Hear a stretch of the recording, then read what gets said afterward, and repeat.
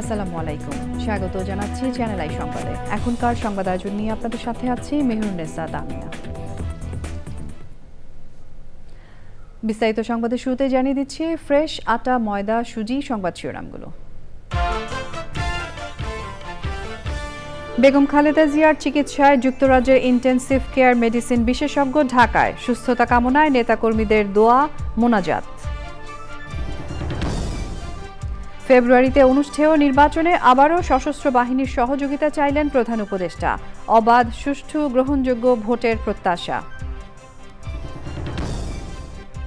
জাতীয় নির্বাচনের তফসিল ঘোষণা আগামী সপ্তাহে, একই দিনে সংসদ ও গণভোট আয়োজন চ্যালেঞ্জিং, আবারও বলল EC. Standard Chartered bank Channel I agro award 2025-এ ভূষিত 11 ব্যক্তি ও প্রতিষ্ঠান, কৃষিতে অবদানে সেরাদের সেরা নির্বাচিত। এবং আধুনিক ব্যবস্থাপনায় চামড়া শিল্পের বর্জ্যে তৈরি হচ্ছে অর্থনৈতিক সম্ভাবনা, কাজে লাগাতে সচেতনতা ও কার্যকর পরিকল্পনার তাগিদ।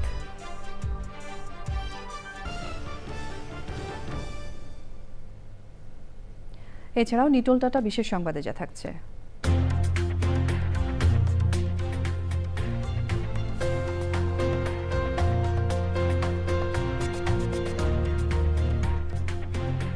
যুদ্ধবিধ্বস্ত গাজায় গণবিয়ের খবর।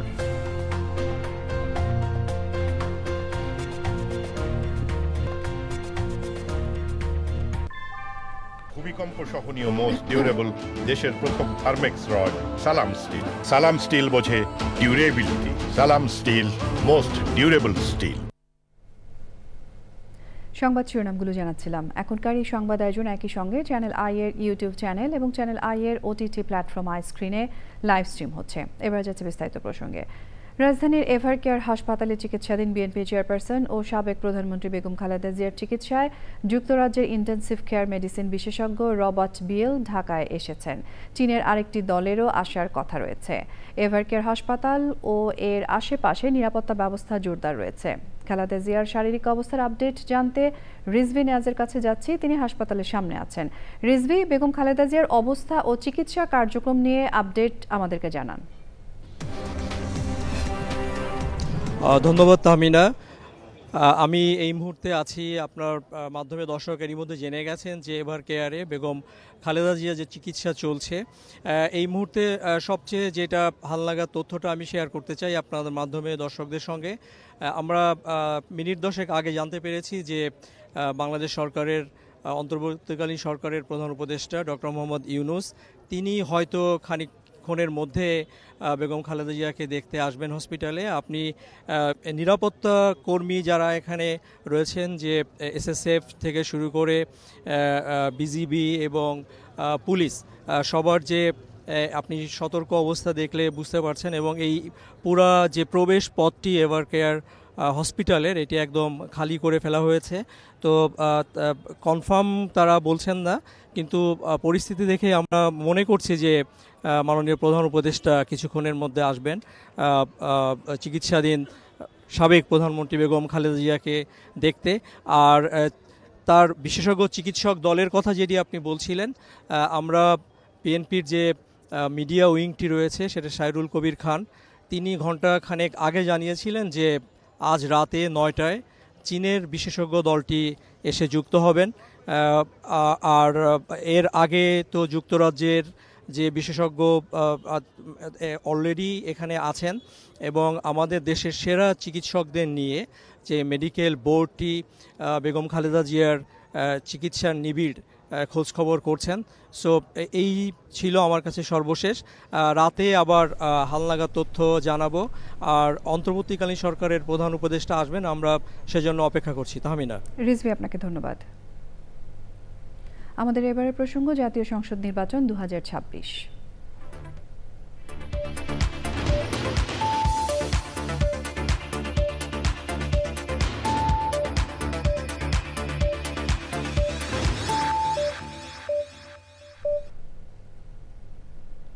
ফেব্রুয়ারিতে আসন্ন জাতীয় নির্বাচনে আবারও সশস্ত্র বাহিনীর সহযোগিতা চেয়েছেন প্রধান উপদেষ্টা অধ্যাপক ডক্টর মোহাম্মদ ইউনূস।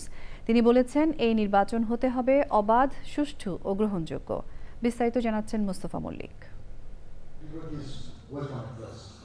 মিরপুর সেনানিবাসে ন্যাশনাল ডিফেন্স কলেজ আয়োজিত ন্যাশনাল ডিফেন্স কোর্স এনডিসি 2025 এবং আর্মড ফোর্সেস ওয়ার কোর্সের সমাপনী অনুষ্ঠানের প্রধান অতিথি প্রধান উপদেষ্টা অধ্যাপক ডক্টর মোহাম্মদ ইউনূস। এবছর এনডিসি 2025 কোর্সে অংশ নেন মোট 96 জন কোর্স সদস্য। এর মধ্যে 18টি দেশের 29 জন সদস্যও অংশগ্রহণ করেন। দেশের উন্নয়ন, প্রাকৃতিক দুর্যোগ মোকাবেলা, সামাজিক ও গঠনমূলক কাজে সশস্ত্র বাহিনীর অবদানের প্রশংসা করেন প্রধান উপদেষ্টা। Your achievement represents year-long hard work, dedication and perseverance. বাংলাদেশের কৌশলগত অবস্থান দেশের জন্য বিশাল সুযোগের দ্বার উন্মোচন করেছে। দেশের নিরাপত্তা নিশ্চিত করা এবং বিভিন্ন প্রাকৃতিক দুর্যোগে সশস্ত্র বাহিনীর ভূমিকার ভূয়সী প্রশংসনীয়। ন্যাশনাল ডিফেন্স কলেজ বছরব্যাপী নিষ্ঠা ও অধ্যাবসায়ের মাধ্যমে অর্জিত জ্ঞান ও অভিজ্ঞতা জাতীয় উন্নয়ন, নীতি প্রণয়ন এবং কৌশলগত সিদ্ধান্ত গ্রহণে কার্যকরী ভূমিকা রাখবে। দ্রুত পরিবর্তনশীল বৈশ্বিক প্রেক্ষাপটে জাতীয় ও আন্তর্জাতিক চ্যালেঞ্জ মোকাবেলায় দক্ষ নেতৃত্ব তৈরিতে প্রতিষ্ঠানটি যথাযথ ভূমিকা পালন করে যাচ্ছে। ফেব্রুয়ারিতে অনুষ্ঠেয় জাতীয় নির্বাচন প্রসঙ্গেও কথা বলেন তিনি। Still we will have to play a very historical role very soon in our national election and referendum coming February to make it. আগামী ফেব্রুয়ারিতে নির্বাচন অনুষ্ঠিত হবে। এই নির্বাচন হবে অবাধ, শান্তিপূর্ণ ও উৎসবমুখর। এটা হবে স্মরণীয় নির্বাচন। এই নির্বাচন যাতে সুষ্ঠুভাবে অনুষ্ঠিত হয় সেজন্য সশস্ত্র বাহিনীর সহায়তা প্রয়োজন। বিএনপি চেয়ারপারসন বেগম খালেদা জিয়ার সুস্থতার জন্য দেশবাসীর কাছে দোয়া চান প্রধান উপদেষ্টা। মুস্তফা মল্লিক, চ্যানেল আই, ঢাকা। রাজনৈতিক পরিস্থিতি বিবেচনায় নিয়ে সব দলের সঙ্গে আলোচনা করে তফসিল ঘোষণার আহ্বান জানিয়েছে জাতীয় নাগরিক পার্টি এনসিপি। সিএসির সঙ্গে বৈঠক শেষে দলের আহ্বায়ক নাহিদ ইসলাম বলেছেন, গণভোটের প্রক্রিয়ায় যেন বিভ্রান্তি তৈরি না হয় সেজন্য পদক্ষেপ নিতে হবে ইসিকে। আরেক অনুষ্ঠানে নির্বাচন কমিশনার আবুল ফজল মোহাম্মদ সানাউল্লাহ বলেছেন, আগামী সপ্তাহে জাতীয় নির্বাচনের তফসিল ঘোষণা করা হবে।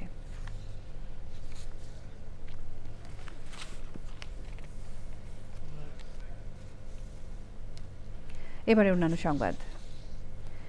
পররাষ্ট্র মন্ত্রণালয়ের দ্বিপাক্ষিক ইস্যু বিষয়ক সচিব ডক্টর মোহাম্মদ নজরুল ইসলাম বলেছেন, বিশ্বের শতাধিক দেশে বাংলাদেশের ওষুধ রপ্তানি হচ্ছে। অ্যাক্টিভ ফার্মাসিউটিক্যাল ইনগ্রিডিয়েন্ট এপিআই পার্কের সুযোগ কাজে লাগিয়ে দেশেই ওষুধের কাঁচামাল উৎপাদনের মাধ্যমে আমদানি নির্ভরতা কমানো সম্ভব। ধামরাইয়ে ইনসেপ্টা ফার্মাসিউটিক্যালসের এপিআই প্ল্যান্ট পরিদর্শন করে সন্তোষ প্রকাশ করেন আসিয়ানভুক্ত দেশের কূটনীতিকরা। জান্নাতুল বাকিয়া কেকার রিপোর্ট। দক্ষিণ পূর্ব এশীয় জাতিগোষ্ঠীর সংগঠন আসিয়ানভুক্ত 60টি সদস্য রাষ্ট্রের কূটনীতিকরা বুধবার দেশের শীর্ষস্থানীয় ওষুধ প্রস্তুতকারী প্রতিষ্ঠান ইনসেপ্টা ফার্মাসিউটিক্যালস লিমিটেডের প্ল্যান্ট পরিদর্শন করেন। বাংলাদেশ ও আসিয়ানভুক্ত দেশসমূহের মধ্যে পারস্পরিক সম্পৃক্ততা আরও বাড়ানোর ধারাবাহিক উদ্যোগ হিসেবেই দেশের শীর্ষস্থানীয় ওষুধ উৎপাদনকারী প্রতিষ্ঠান ইনসেপ্টার এই প্ল্যান্ট পরিদর্শন। ঢাকার অদূরে ধামরাইয়ে প্ল্যান্টে পৌঁছালে ইনসেপ্টার টেকনিক্যাল অপারেশন পরিচালক সেলিম বারামিন সহ সংশ্লিষ্টরা কূটনীতিকদের স্বাগত জানান। ইনসেপ্টা সম্পর্কে জানতে আসলাম। আমরা জানি যে এটা বাংলাদেশে এখন সেকেন্ড লার্জেস্ট মার্কেট শেয়ার। তো ফ্যাসিলিটিটা দেখার কারণ হচ্ছে যে আমাদের আসিয়ানের যারা ডিপ্লোম্যাট আছে তাদেরকে দেখানো যে আমাদের দেশে কী ধরনের মানসম্পন্ন ওষুধ তৈরি হয় এবং এই ধরনের ফ্যাসিলিটি, কেননা এরা এই বিষয়ে অবগত নয়। ইনসেপ্টার ওষুধের কাঁচামাল বা এপিআই প্ল্যান্ট কূটনীতিকদের আকর্ষণ করে। বিশ্ব স্বাস্থ্য সংস্থা কর্তৃক কোয়ালিফাইড বিভিন্ন প্ল্যান্ট ঘুরে দেখেন তারা। Factory quality control QC, research and development unit R&D, central warehouse পরিদর্শন করে প্রশংসা করেন কূটনীতিকরা। Factory management and the international standard that I have experienced. ঢাকায় কর্মরত লাওস, তিমুর লেসত, মিয়ানমার, থাইল্যান্ড ছাড়াও কম্বোডিয়া, ভিয়েতনাম, মালয়েশিয়ার কূটনীতিক প্রতিনিধিরা দলে ছিলেন। So many potential and rooms for cooperation, and I hope that this will just be the beginning for Bangladesh and ASEAN cooperation, and we really look forward to future cooperation between the two sides as well. তো এরকম global medicine মার্কেটের ক্ষেত্রে intellectual property রাইটসের বিষয়টা পাশে রেখে যদি সামনের দিকে বাংলাদেশ R&Dতে ভালো করে এবং জয়েন্ট ভেঞ্চার কোলাবোরেশনে যায়, তো সেখানকার তাদের রিসোর্সেস আছে, র ম্যাটেরিয়ালস আছে এবং তাদের ল্যাক অফ হিউম্যান রিসোর্স আছে, সেটা বাংলাদেশ উই ক্যান সাপ্লাই। পররাষ্ট্র মন্ত্রণালয়ের এই সচিব বলেন, পর্যায়ক্রমে আসিয়ানভুক্ত দেশগুলোতে বাংলাদেশের ওষুধের বাজার আরও প্রসারিত হবে। Jannatul Bakia Keka, Channel I, Dhaka. Standard Chartered Channel I agro award পেলেন 11 ব্যক্তি ও প্রতিষ্ঠান। কৃষিতে অবদান রাখায় 500 প্রতিযোগীর মধ্যে বাছাই করে নির্বাচিতদের হাতে সম্মাননা তুলে দেন বাংলাদেশ ব্যাংকের governor doctor Ahsan H Mansur. অর্থনীতিতে কৃষির অবদান কমলেও কৃষি এবং কৃষক মোটেও অপ্রাসঙ্গিক নন মন্তব্য করে গভর্নর বলেন, কৃষিতে মাত্র 2% ঋণ যায়, এটা গ্রহণযোগ্য নয়। রিজভিন আজা রিপোর্ট। স্ট্যান্ডার্ড চার্টার্ড ব্যাংক এবং চ্যানেল আইয়ের উদ্যোগে কৃষি এবং কৃষককে সম্মানিত করার যৌথ পথ চলার 10 বছর।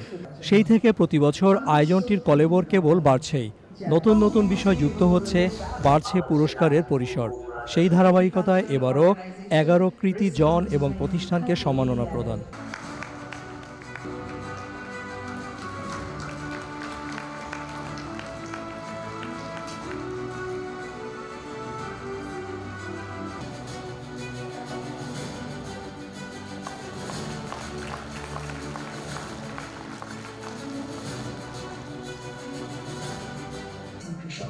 দশম আয়োজনের প্রেক্ষাপট তুলে ধরেন আয়োজকরা। আমরা এই বছরে 1 দশক সম্পূর্ণ করছি এই অ্যাগ্রো অ্যাওয়ার্ডের। এই শুধুমাত্র 10 বছর হচ্ছে না, আমাদের এই বছরই কোইন্সিডেন্টালি স্ট্যান্ডার্ড চার্টার্ড ব্যাংকের 120 বছরও সম্পূর্ণ হচ্ছে। সো এটা এই বছরটা খুবই স্পেশাল। এই মোমেন্টে আমরা আসলে আমাদের ফরিদ রেজা ভাইকে মিস করছি। উনি এবং সিরাজ ভাই এবং ওনার টিম মিলে আমাদেরকে এই যে আজকে যে আমরা চ্যানেলে এই স্ট্যান্ডার্ড চার্টার্ড ব্যাংকের অ্যাগ্রো অ্যাওয়ার্ডের যে আয়োজনটা, সেটার আজকে এই পর্যন্ত যে ব্যাপ্তি এসছে, সেটা কিন্তু ওনাদের সাহায্য ছাড়া কোনো মতেই হতো না। আপনি যে ছোট কৃষি যন্ত্র দেন, ওই পয়সায় আপনি যে 35 লাখ টাকা একটা মেশিনের দাম কম্বাইন হারভেস্টারের, তার মানে 70% হাওড় এলাকার জন্য এবং হিলির জন্য 50% যদি ভর্তুকি দেওয়া, ওই মেশিনটার দাম কত হয়। অথচ এই টাকাটা যদি ছোট ছোট মেশিনে দেওয়া হয়, তাহলে প্রত্যেকটা কৃষক যাতে এই মেশিনটা এনজয় করতে পারে, তাহলে এগ্রিকালচার ডেভেলপমেন্টটা একটা হঠাৎ করেই একটা বুঝ করবে, উপরে উঠবে, এটা একদম অবধারিত। সম্মাননা পাওয়া মানুষগুলোর অর্জনের গল্প ছুঁয়ে গেছে ইন্টারকন্টিনেন্টাল হোটেলের রূপসী বাংলা বলরুমের উপস্থিত সকলকে। এলএনআই অথবা স্ট্যান্ডার্ড চার্টার ব্যাংক থেকে অনেক অনেক কৃতজ্ঞতা, অনেক ধন্যবাদ। এই যে এই অনুষ্ঠানটা আমাদের মতো বিশেষ চাহিদা সম্পন্ন ব্যক্তিদের জন্য একটা বড় অনুপ্রেরণা হবে এবং তাদের আগামী পথ দেখার একটা বড় একটা ভূমিকা পালন করবে। অর্থনীতিতে অবদানের তুলনায় কৃষিখাত সরকারের আরও মনোযোগ পেতে পারে বললেন governor. Crop and non crop agriculture মিলিয়ে সেখানে কেন 2% কৃষক পাবে? তো ন্যাচারালি এই জিনিসটা আমাদের দেখতে হবে। আমরা বাংলাদেশ ব্যাংকের পক্ষ থেকে একটা স্টাডি নিচ্ছি যে কিভাবে এই জিনিসটাকে অন্ততপক্ষে বাড়িয়ে 8-10% নেওয়া যায়, সেটা চেষ্টা করতে হবে এবং এটাকে নিতে হবে একটা সাস্টেনেবল ওয়েতে। 2014 সাল থেকে standard charter channel I agro award চালু হয়েছে। রিজভিন আওয়াজ, চ্যানেল আই, ঢাকা। দীর্ঘদিনের দূষণের তকমা কাটিয়ে আধুনিক ব্যবস্থাপনায় চামড়া শিল্পের বর্জ্য শুধু সম্পদেই পরিণত হচ্ছে না, তৈরি করছে বিপুল অর্থনৈতিক সম্ভাবনাও। চামড়ার ক্রোম সেভিং ডাস্ট থেকে ইন্ডাস্ট্রিয়াল প্রোটিন উৎপাদনের পাশাপাশি কাঁচা চামড়ার টুকরো থেকে তৈরি হচ্ছে জেলেটিন ও ক্যাপসুল কভার। সাভারে ট্যানারি শিল্পাঞ্চলে প্রকৃতি ও জীবন ফাউন্ডেশন আয়োজিত চামড়া শিল্পে পরিবেশগত প্রভাব ও অধিকার বিষয়ক অনুষ্ঠানে চামড়া উপজাতের সম্ভাবনা কাজে লাগাতে সচেতনতা ও কার্যকর পরিকল্পনার কথা উঠে আসে। আব্দুল করিমের ভিডিও চিত্রে আফরোজা হাসির রিপোর্ট। পথ চলার ৮ দশক পেরোলেও পরিকল্পিত ব্যবস্থাপনার অভাবে ধুঁকছে বাংলাদেশের চামড়া শিল্প। বিপুল সম্ভাবনার বিপরীতে জাতীয় অর্থনীতিতে নেই কাঙ্ক্ষিত ফলাফল। উল্টো বর্জ্য অব্যবস্থাপনায় মাটি, পানি ও বায়ু দূষণের পাশাপাশি ক্ষতিকর প্রভাব ফেলছে জনস্বাস্থ্যে। সময়ের পরিক্রমায় চামড়া শিল্পকে ঘিরে সংকট যখন আরও ঘনীভূত হচ্ছে, তখন বর্জ্য থেকে জিলেটিন, শিল্প প্রোটিন পাউডার ও ক্যাপসুল কভার সহ চামড়া উপজাত পণ্য দেখাচ্ছে আশার আলো।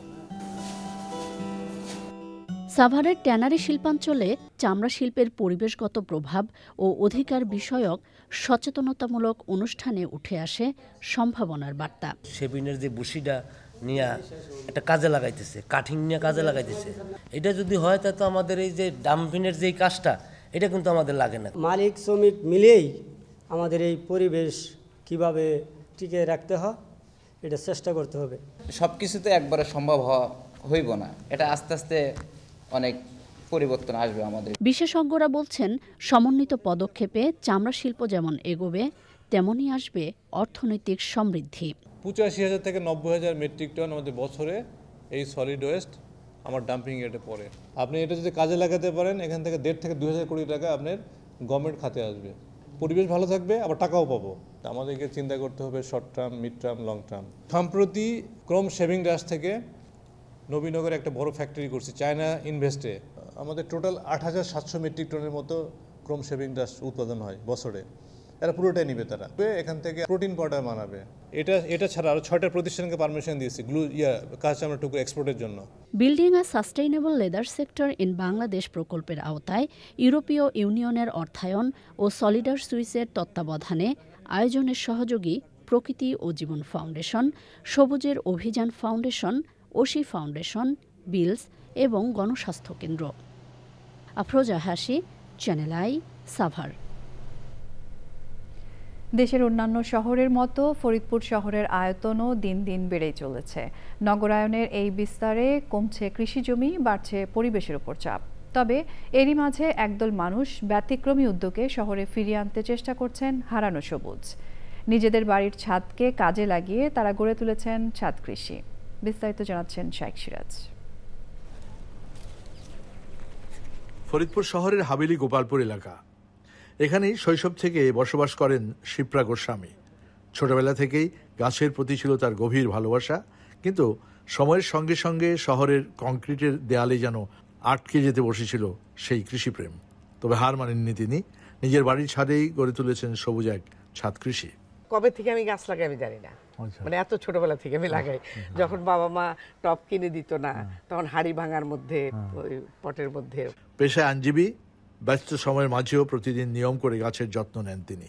তার বিশ্বাস, প্রতিটি গাছেরই আছে নিজস্ব অনুভূতি আর ভাষা, যা মন দিয়ে অনুভব করা যায়। গাছ কথা বলতে পারে এবং গাছ মানুষকে বোঝে, এটা আমি অনেকবার টের পেয়েছি। আমার এখানে একটা লেবু গাছ আছে, 7 বছর যাবৎ পেলে পুষে বড় করছি, কিন্তু কোনো লেবু ধরে না। আমি যেদিন ওকে ফেলে দিব, সেদিন আমি যে দেখি কি ওর গাছে, ওর পাতার পাশে একটা ফুল, হ্যাঁ, মানে ও একটা ফুল দেখে আমি খুব কান্না করেছিলাম সেদিন। আমার মনে হয়েছিল আরে ওর বাচ্চার এত শখ। তখন আমার মনে হয়েছে ওর গাছে যদি লেবু কখনো না হয়, আমি যদি বেঁচে থাকি, তাহলে এই লেবু গাছ আমি কোনদিন ফেলবো না। যখন নগর কেড়ে নিচ্ছে ফসলের জমিন, তখন এই উদ্যোক্তা ভাবছেন পরিবেশ রক্ষা এবং নিরাপদ খাদ্য নিশ্চিত করতে ছাদ কৃষি হতে পারে কার্যকর এক সমাধান। প্রকৃতির প্রতি গভীর প্রেম থেকেই, সেই ছোটবেলা থেকেই কৃষি, গাছগাছালি এগুলির প্রতি যত্নশীল শিপ্রা গোস্বামী। এবং এখানটা এসে এই বয়সে গাছগাছালি, ফল ফসল উৎপাদনে একটা পুরোদস্তুর ছাদ কৃষকে পরিণত হয়েছেন, যার এই উদ্যোগটি শুধু আশপাশে নয়, তার আত্মীয় স্বজন, বন্ধুবান্ধবের ভেতরেও প্রাণীর সম্প্রসারণ ঘটিয়েছে। ফরিদপুর সদরের শিপ্রা গোস্বামীর ছাদ কৃষি থেকে শাইখ সিরাজ, চ্যানেল আই। এ নিয়ে বিস্তারিত প্রতিবেদন দেখবেন আগামীকাল বেলা 3টা 5 মিনিটে হৃদয়ে মাটিও মানুষের ডাক অনুষ্ঠানে। আমাদের এবারের প্রসঙ্গ বিজয়ের মাস।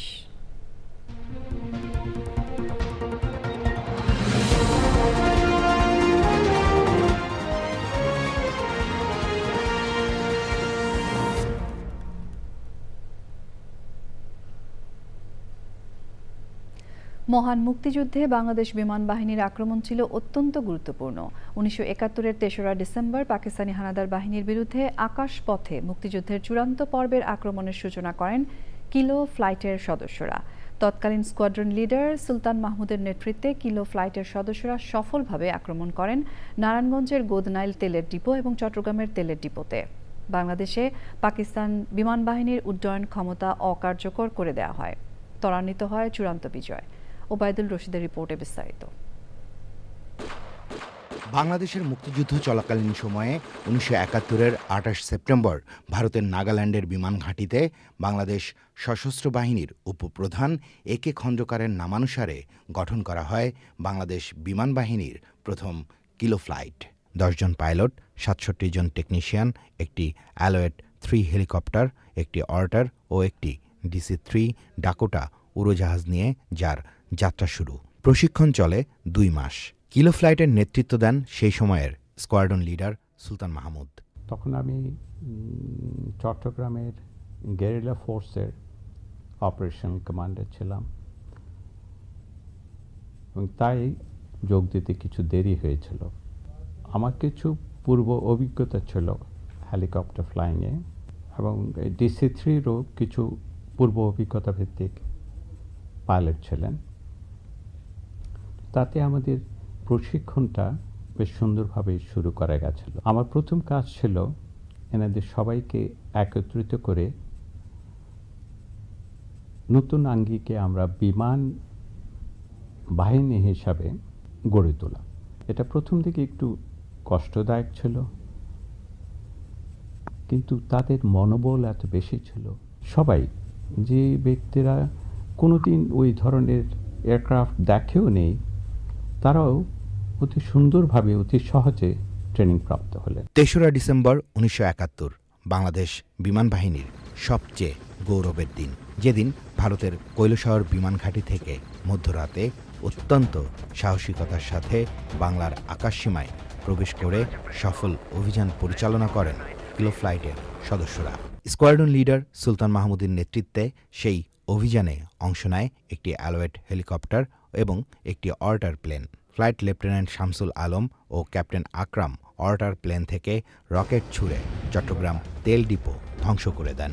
অ্যালোয়েট হেলিকপ্টার থেকে নারায়ণগঞ্জের গোদনাইল তেলের ডিপোতে সফল আঘাত হানেন স্কোয়াড্রন লিডার সুলতান মাহমুদ ও ফ্লাইট লেফটেন্যান্ট বদরুল আলম। যে শকটা আমি গ্রাউন্ড ফোর্স হিসেবে দিয়েছিলাম চিটাগং পাওয়ার স্টেশন অ্যাটাক করে, ঠিক একই ধরনের একটা জিনিস এসছে যে আমাদের এখন এয়ারফোর্স আছে। ওই শকটাই তাদের কাছে সবচেয়ে বেশি ডিসহার্টনিং ছিল, এবার মরাল স্ট্রেংথ হিসাবে, এবং আমাদের জন্য খুবই একটা ভালো কাজ হয়েছিল। সবাই খুব খুশি যে আমাদের এয়ারফোর্স, আমাদের বলতে Bangladesh air force was the first to strike and start the war. এটা আমাদের জন্য খুব গর্বের বিষয়। প্রথম সফল অভিযানের পর মুক্তিযুদ্ধকালীন সময়ে অর্ধশতাধিক সফল অভিযান পরিচালনা করেন কিলো ফ্লাইটের সদস্যরা। প্রথমেই কেন ফিউল ডাম্পটা, যাতে তাদের প্লেন চলাবার রসদটা আমরা বন্ধ করে দিই, আর এর এফেক্টটা আমরা 2 দিনের ভেতরে পেয়ে গেলাম। 2 দিনের ভেতরে তাদের জাহাজ চালানো বন্ধ করে দিতে হলো। সিলেট, হবিগঞ্জ, শায়েস্তাগঞ্জ, মৌলভীবাজার, দক্ষিণ দিকে লাকসাম, আখাউড়া থেকে শুরু করে চট্টগ্রাম পর্যন্ত প্রায় সব জায়গায় আমরা একটার পর একটা অ্যাটাক শুরু করলাম। বিমান বাহিনীর একের পর এক সফল আক্রমণ অনেকটা ত্বরান্বিত করে মহান মুক্তিযুদ্ধে বাংলাদেশের বিজয়। Obaidul Rashid, Channel I. চিকিৎসাধীন বিএনপি চেয়ারপারসন ও সাবেক প্রধানমন্ত্রী বেগম খালেদা জিয়াকে দেখতে রাজধানীর এভারকেয়ার হাসপাতালে গেছেন প্রধান উপদেষ্টা ডক্টর মোহাম্মদ ইউনূস। সেখানে আছেন রিজভী নেওয়াজ। আমরা সরাসরি যোগাযোগ করছি তার সঙ্গে। রিজভী, বেগম খালেদা জিয়ার চিকিৎসা কার্যক্রম নিয়ে সবশেষ তথ্য আমাদেরকে জানান।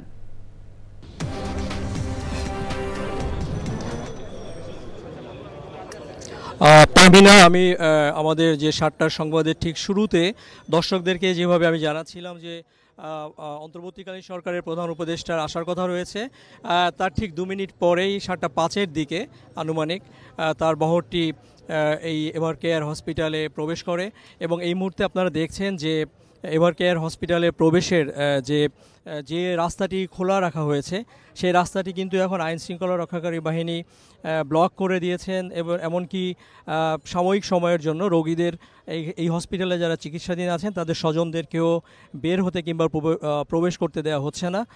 যতক্ষণ হয়তো প্রধান উপদেষ্টা থাকবেন ততক্ষণ আইন শৃঙ্খলা রক্ষী বাহিনী এই স্টেপটা নিয়ে থাকবেন বলে আমরা ধারণা করছি। যে বিষয়টি আপনি আমাকে জানাতে বলেছিলেন যে তার চিকিৎসার সর্বশেষ খবর, আসলে আজকে এটা আমি সহকর্মীদের থেকে জেনেছি যে সারাদিনে বিএনপির কোনো সিনিয়র নেতা আজকে আসেন নাই আমরা যতদূর জানি। আর আনুষ্ঠানিকভাবে যে ব্রিফিংটি গত কয়েকদিন ধরে দেওয়া হচ্ছিল ডক্টর AJM জাহিদ হোসেন, বেগম খালেদা জিয়ার ব্যক্তিগত চিকিৎসক, তিনিও সেই ব্রিফিংটি আজকে এখনও পর্যন্ত দেন নাই এবং রাত 9টা পর্যন্ত দিবেন এটাও আমরা জানতে পারি নাই। রাত 9টায় বিশেষজ্ঞ চিকিৎসকদের সেই টিমটি আসার পর হয়তো কেউ কথা বলতে পারেন, সেটি জানিয়েছেন বিএনপির যে মিডিয়া উইংয়ের শাহিরুল কবির খান। সো এই মুহূর্তে আসলে আমরা এর চেয়ে বেশি তথ্য, হালনাগাদ তথ্য বেগম জিয়ার চিকিৎসার ব্যাপারে আমাদের কাছে নাই। আমরা কোনো অথেন্টিক সোর্স থেকে আমরা জানিও নাই এবং এই ব্যাপারে বিএনপি থেকে বলা হয়েছে যে ডক্টর AJM জাহিদ হোসেনের দেয়া তথ্য ব্যবহার করে তার বেগম জিয়ার চিকিৎসার ব্যাপারে আমাদের গণমাধ্যমে তথ্য সরবরাহের জন্য। সো আমরা অপেক্ষা করছি সেই ব্রিফিংয়ের জন্য। রিজভি, আপনাকে ধন্যবাদ। দর্শক, সংবাদের এই পর্যায়ে আমরা নিচ্ছি একটা বিরতি এবং বিরতির পর্যায়ে থাকছে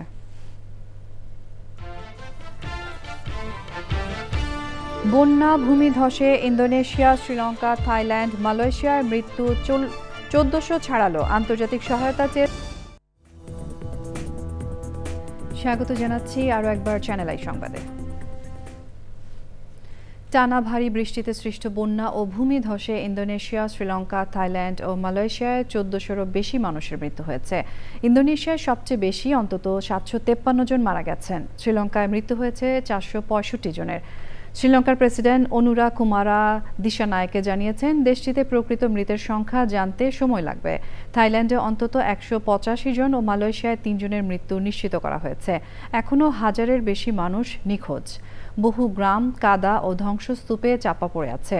বিদ্যুৎ ও টেলিযোগাযোগ ব্যবস্থা ভেঙে পড়েছে। ক্ষতিগ্রস্ত ও ধসে পড়া সেতু এবং ভূমিধসে উদ্ধার কাজ ব্যাহত হচ্ছে। ইন্দোনেশিয়া ও থাইল্যান্ডে উদ্ধার কাজে সামরিক বাহিনী মোতায়েন করা হয়েছে। সংকট মোকাবেলায় আন্তর্জাতিক সহায়তা চেয়েছে শ্রীলঙ্কা। এবারে রয়েছে নিটোল টাটা বিশেষ সংবাদ।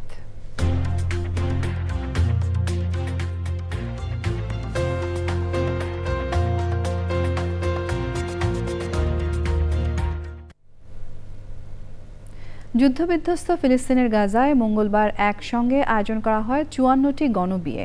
সংযুক্ত আরব আমিরাতের জাতীয় দিবসে আয়োজিত এই গণবিয়ে উদ্যোগের নাম ছিল দ্য ড্রেস অফ জয় বা আনন্দের পোশাক।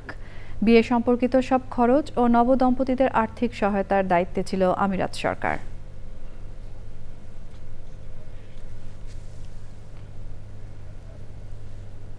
পূবালী ব্যাংক বাণিজ্য সংবাদ।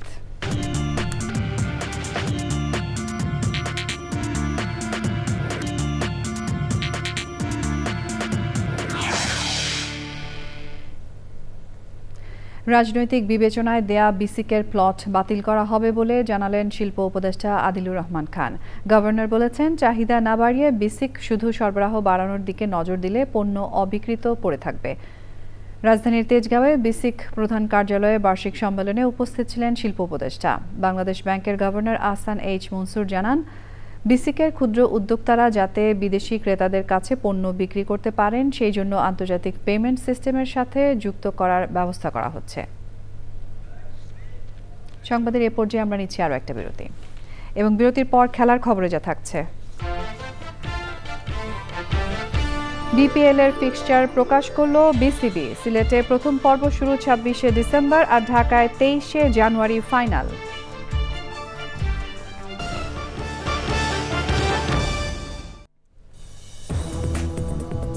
স্বাগত জানাচ্ছি আরও একবার চ্যানেল আই সংবাদে।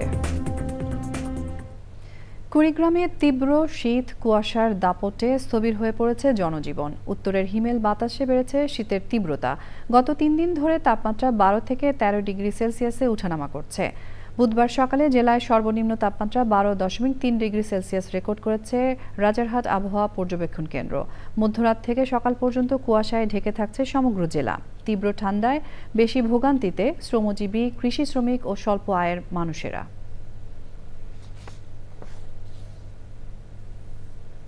এরই সঙ্গে সংবাদের শেষ ভাগে আমরা তবে যাবার আগে ফ্রেশ আটা, ময়দা, সুজি সংবাদ শিরোনামগুলো জানিয়ে দিচ্ছি আরও একবার। বেগম খালেদা জিয়ার চিকিৎসায় যুক্তরাজ্যের ইন্টেনসিভ কেয়ার মেডিসিন বিশেষজ্ঞ ঢাকায়। সুস্থতা কামনায় নেতাকর্মীদের দোয়া মোনাজাত। ফেব্রুয়ারিতে অনুষ্ঠেয় নির্বাচনে আবারও সশস্ত্র বাহিনীর সহযোগিতা চাইলেন প্রধান উপদেষ্টা। অবাধ, সুষ্ঠু, গ্রহণযোগ্য ভোটের প্রত্যাশা। জাতীয় নির্বাচনের তফসিল ঘোষণা আগামী সপ্তাহে। একই দিনে সংসদ ও গণভোট আয়োজন চ্যালেঞ্জিং, আবারও বলল EC. Standard Chartered bank Channel I agro award 2025-এ ভূষিত 11 ব্যক্তি ও প্রতিষ্ঠান। কৃষিতে অবদানে সেরাদের সেরা নির্বাচিত। এবং আধুনিক ব্যবস্থাপনায় চামড়া শিল্পের বর্জ্যে তৈরি হচ্ছে অর্থনৈতিক সম্ভাবনা। কাজে লাগাতে সচেতনতা ও কার্যকর পরিকল্পনার তাগিদ।